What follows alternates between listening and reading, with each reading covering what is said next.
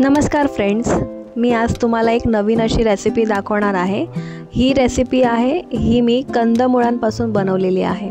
तुम्ही बघू शकता, मी मार्केटमधून हे कंदमुळं आणली होती आणि ह्या कंदमुळांची भाजी मी बनवणार आहे। आम्ही ह्याला कणक बोलतो। तुम्ही काय बोलता ते नक्की मला कमेंट करून सांगा। आता हे जी कणकाची भाजी आहे ना, ती मी बनवणार आहे। त्यासाठी मी काय केलंय, पहिलं पाण्यामध्ये त्यांना भिजत ठेवलेलं आणि नंतर मग कुकरमध्ये शिजवून घेतलं। त्याला प्रॉपर असं शिजवून घेतल्यानंतर मी काय केलं, त्याचे बारीक असे काप केले। जशी आपण बटाट्याची भाजी करतो ना, तसेच मी काप इथे केलेले आहेत। आता मी ह्याची भाजी बनवणार आहे।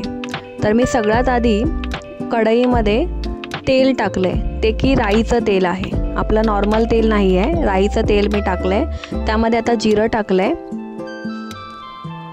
अद्रक टाकलेलं आहे, बारीक काप केलेले अद्रकचे ते टाकलेलं आहे, मिरची टाकलेली आहे। व्यवस्थित आता हे जे मिश्रण आहे ना, ते आपण तेलावर परतून घ्यायचं आहे। चांगले 5 मिनिटं त्याला परतायचं आहे।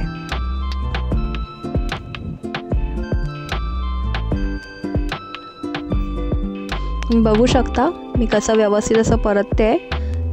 हे रंग जो आहे ना, तो व्यवस्थित आला पाहिजे आणि जो कच्चापणा आहे ना, तो सगळा निघून गेला पाहिजे। तर हे मी चांगलं 5 मिनिटं परतून घेतले।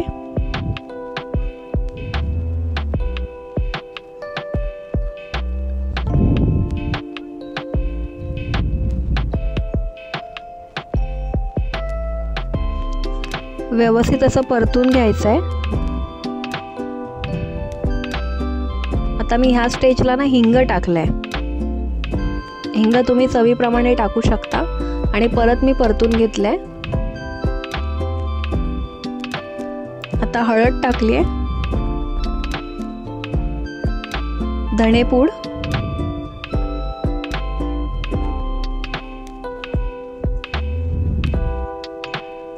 आणि ही जी आहे ना आमचूर पावडर आहे, थोडंसं टँगी फ्लेवर यायसाठी, आणि लाल तिखट टाकलंय। आमचूर पावडर मी ह्या करता टाकले की मला ही भाजी जी आहे ना, ती चटपटीत बनवायची आहे। ही तुम्ही एकदा ट्राय करून नक्की बघा, भाजी खूप सुंदर अशी चवीला लागते।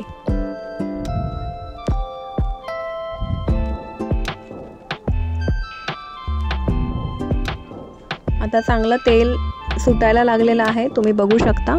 त्यात आता मी ह्या स्टेजला जे आपण काप केलेले होते कंदमुळाचे, ते आता मी इथे टाकणार आहे।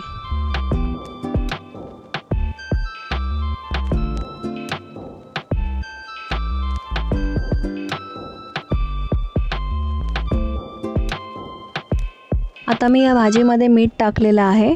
आता मीठ टाकल्यानंतर मी चांगलं परतून घेणार आहे आणि मग सर्व करणार आहे।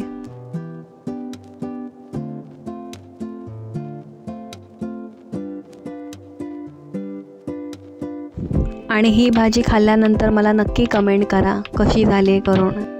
ही भाजी तुम्ही नक्की करून बघा आणि माझ्या चॅनलला सबस्क्राईब करा, तसेच लाईक करा आणि कमेंट करा। धन्यवाद।